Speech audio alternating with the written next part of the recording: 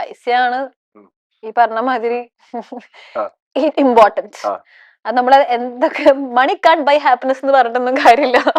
Money can buy you know Of course, yeah. Happiness. ആ. Money is obviously ഉം. അതൊരു factor തന്നെയാണ്, അതില്ലാന്നൊന്നും നിഷേധിക്കാൻ പറ്റില്ല.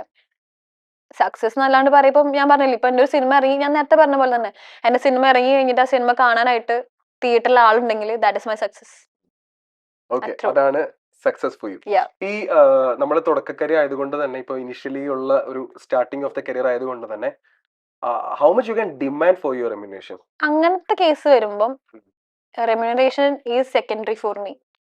എനിക്ക് സിനിമ സ്ക്രിപ്റ്റ് കംസ് അതെ, അതിലെ ആ ഒരു മാറ്ററിൽ വരുമ്പം പൈസ ഒബ്വിയസ്ലി ഞാൻ നേരത്തെ പറഞ്ഞു, നമ്മൾ ചെയ്യുന്ന പണിക്കുള്ള പൈസ നമുക്ക് ഡെഫിനറ്റ്ലി, നമ്മുടെ ജോലിയാണല്ലോ ഇത്, നമ്മള് സാമൂഹ്യ സേവനമൊന്നുമല്ല. So that is a factor.